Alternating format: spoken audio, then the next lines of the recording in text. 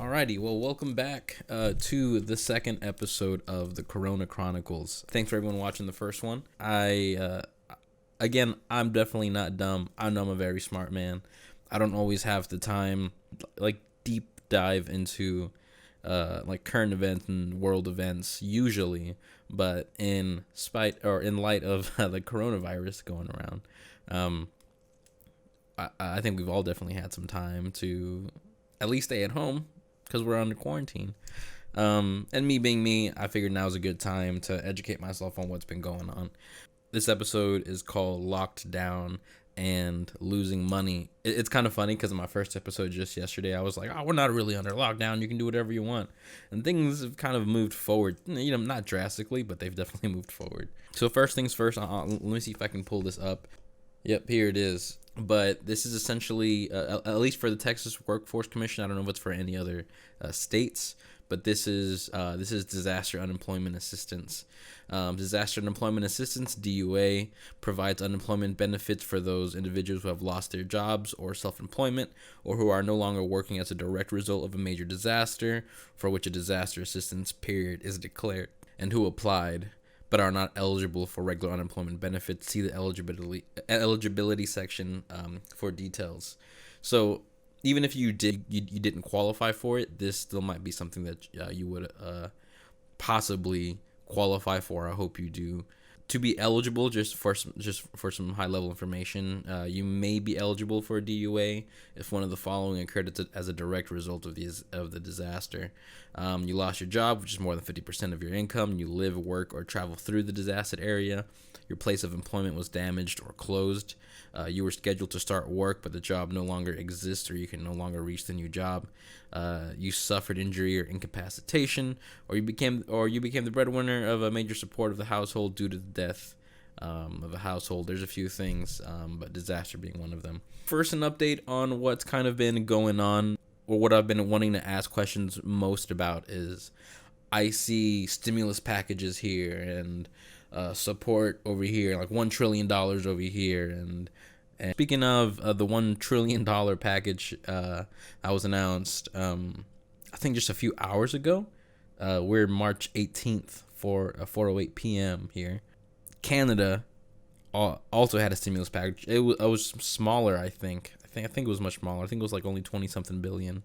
But they've also shut down their borders, as the U.S. is starting to as well, to stop people getting infected. And schools are likely to close down, but places like LA and possibly even New York closing down school for the rest of the year, which is crazy.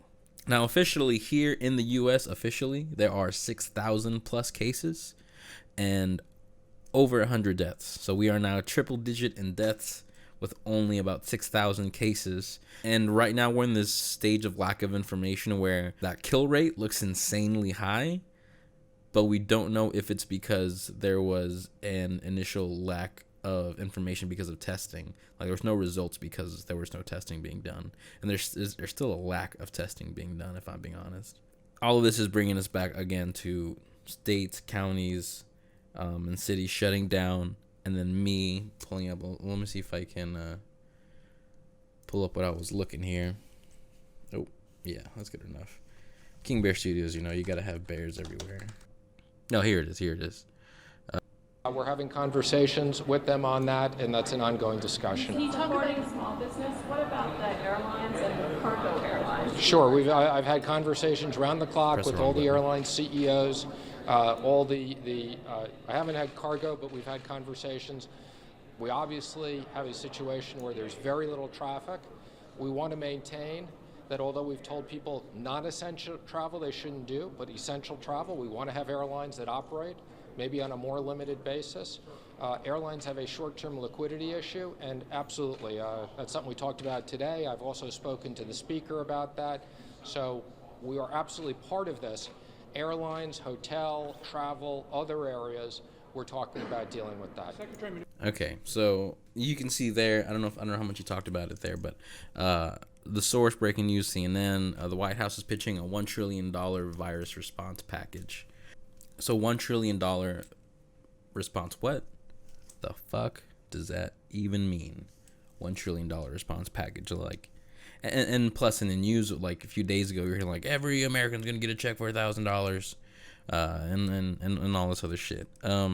So being me feeling uneducated enough on this topic, I reached out to some educated friends, and let me tell you a few things of what they said. I asked one of my friends, shout out to Scotty for giving me plenty here to read, and I might just go on because he wrote quite a bit here. I'm gonna read, possibly stop for a question or two, and then keep on reading. But the question I asked him was, so explain like I'm 5 and I have 2 parts. What do all these $1 trillion response efforts to inject money back into businesses mean? I'm assuming it's to be able to keep the business alive and be able to pay their employees while doors are closed for quarantine. And then second part, what does this mean for the employed under those businesses? And this was his response.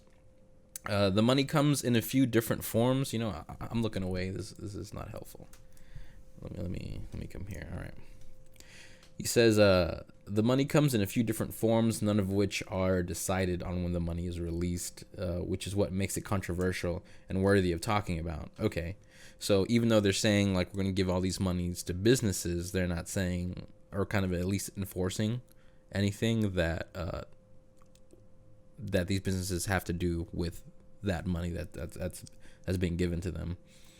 Once the pot of money is available, various welfare programs across state and federal levels will be able to draw from it at different rates with different approval processes, taking some a few days, others taking a few years.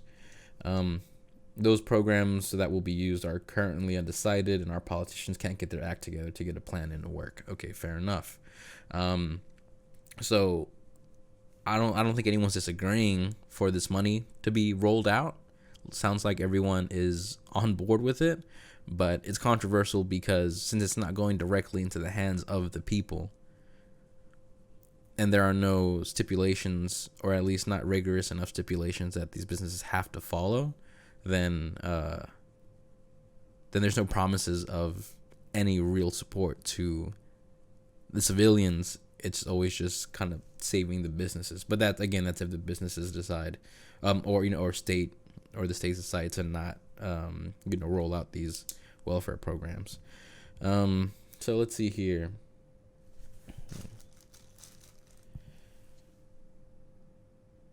Okay, fair enough. So, let's see. So currently proposed is freezing all mortgage, rent, and medical, etc. That's a great idea, except the government doesn't have their hand directly involved with a lot of that stuff. So it's really hard to audit or prove what people are acting in good faith and proxy of government. Again, this is from Scott. This is the whole fight of the democratic socialists, that to support so many people, we need stronger welfare, which requires more government control to thwart out corruption. That argument is generally countered with, well, what if the government is corrupt? You can see that the road leads to nowhere. Okay, that's self-explanatory.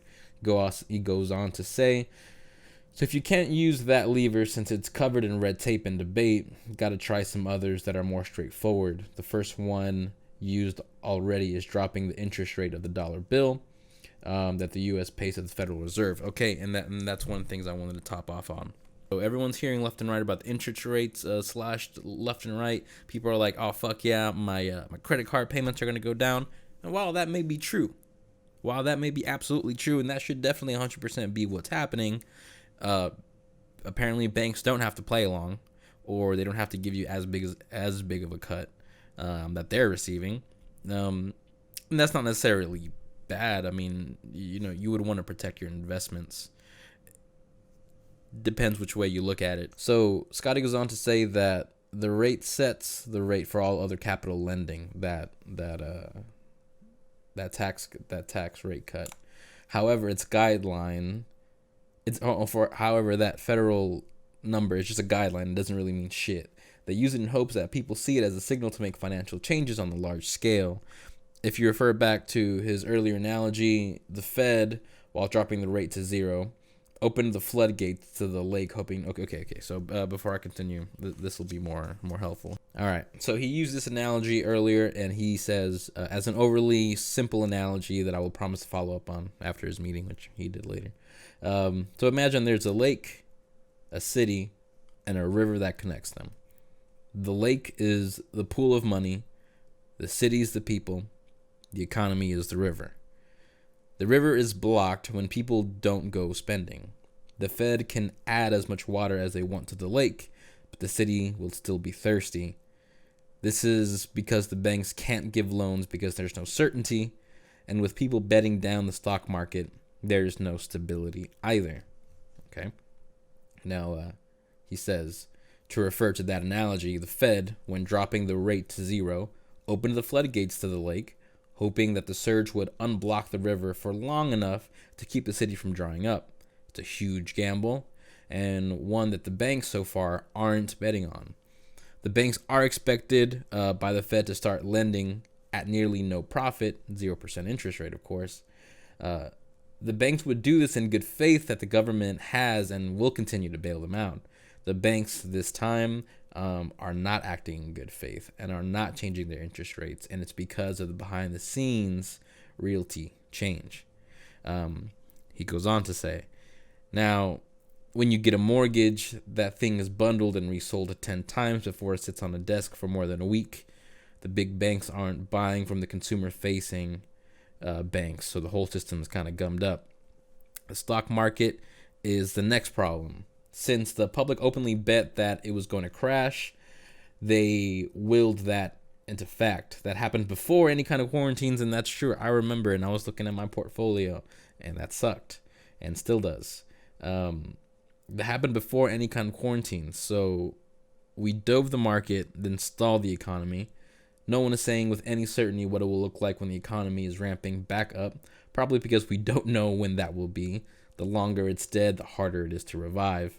And then he finishes with, that is probably more ranty than I imagined it to be, but I think it's the content that I want in there, and it is, because that gives me some good information. I have a buddy Chris. I'll have some information that he gave me. So this is what he said when I posted. He says, of course, more information is needed.